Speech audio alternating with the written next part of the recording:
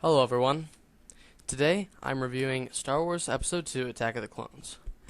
Now this by far is not the best Star Wars film in the world. I'm not going to give it that much credit. But it does have some perks, and it's an enjoyable experience. And I never thought I would ever say this, but I prefer The Phantom Menace to Episode 2. I know, a lot of people wouldn't say that. It's a pretty uncommon opinion, you know? But the movie isn't awful, like I said before. There's not a bad Star Wars movie, in my opinion. These may be subpar. They may not be the greatest films ever made, but they're enjoyable experiences. And yeah, a lot of people say if you took off the Star Wars paint coat, it would not be a good movie. But I say that's mainly due to the acting. And a lot of it is the acting. Some of it's just bad, and that's what we're going to start with. Is Anakin in this movie is so whiny. He never stops whining.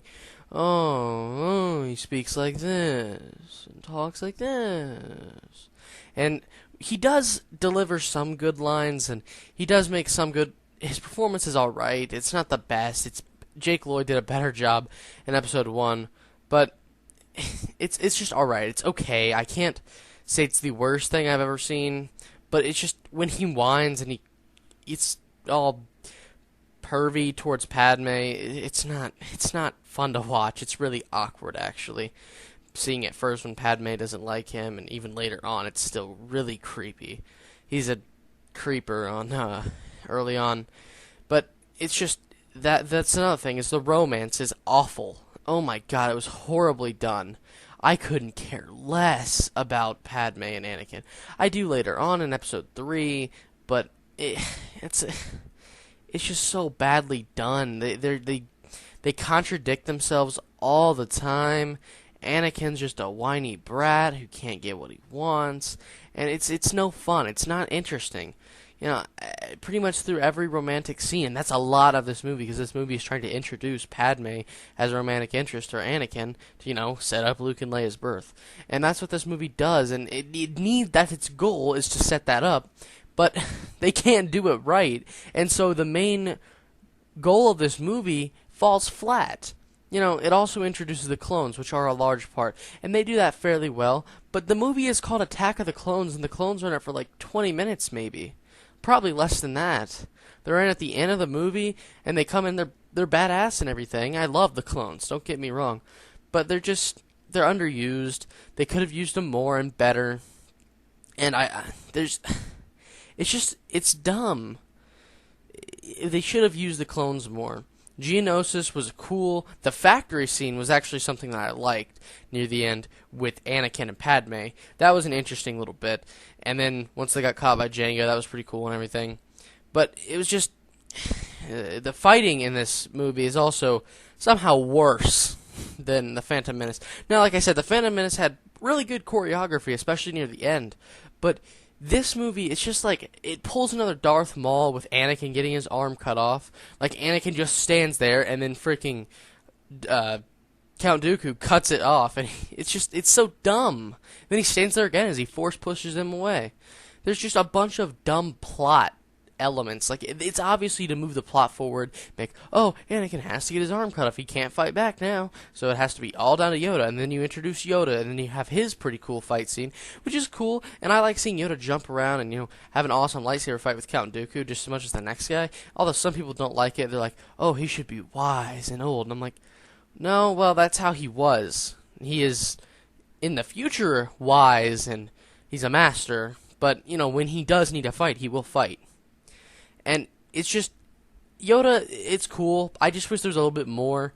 And there was, again, slow stuff with that at first. Like, Yoda would just stand there and just look at Count Dooku, as Count Dooku would reach up into the air and pull down the ceiling or pull things off the walls. And Yoda just stands there and watches for like 2 minutes. And he could just, charge Dooku while he's trying to, pull down the roof on Yoda, and then he would have the advantage. But it's just plot. It's just dumb things like that make this movie annoying to watch. It's like you're not looking for errors, but they just pop up every second. And also another problem I have is the Jedi in this movie. There are a lot of Jedi. They show them a lot. They show a good bit of them in Episode 1 when they show the Council. But when they fight, They have no dialogue at all. They don't give these Jedi any character. They don't get character unless you watch the Clone Wars series. It's dumb. I'm going to show some pictures here. These are some awesome Jedi, and they're really cool, and they're really awesome characters.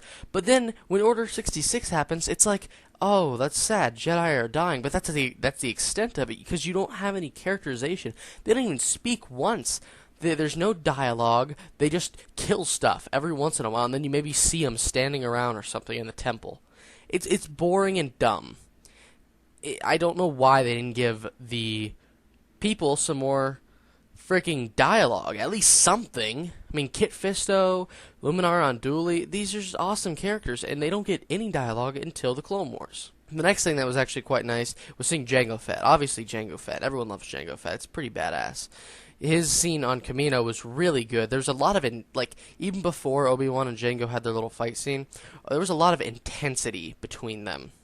You could feel the tension between Obi-Wan and Jango, and I thought that was really well done. That was something they did right with the dialogue and characters. I thought the guy who played Jango Fett did a really good job in this game, and the only complaint I have with that is Boba Fett was just that annoying child actor that everyone calls child actors dumb for, because he was just kind of a nuisance. Father!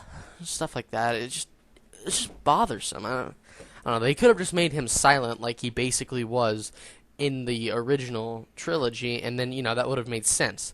The quiet kid grows to be a quiet, badass adult, But there was also a really good sequence with Anakin when he was slaughtering the Tusken Raiders, sorry. That was really good. There was a bad dream sequence with Anakin where he was in his sleep saying, "No, no, Mom, no," and that doesn't happen. That was bad.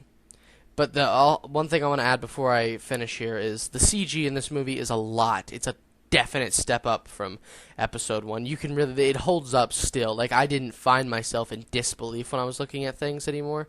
And I thought the CG was a well improvement. Like, from the first shot of the movie, you know it's improved a lot. It's improved a lot.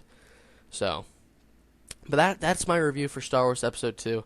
I know this wasn't as long as my Episode 1 review. That's because I had a lot more to say in that. This movie, I didn't like as much. I really didn't like it as much as Episode 1.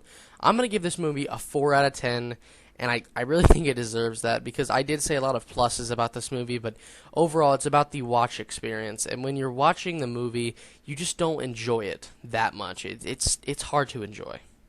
But I want to hear your guys' opinions too, as always. Leave them in the comments below, and as always, I'll see you guys next time.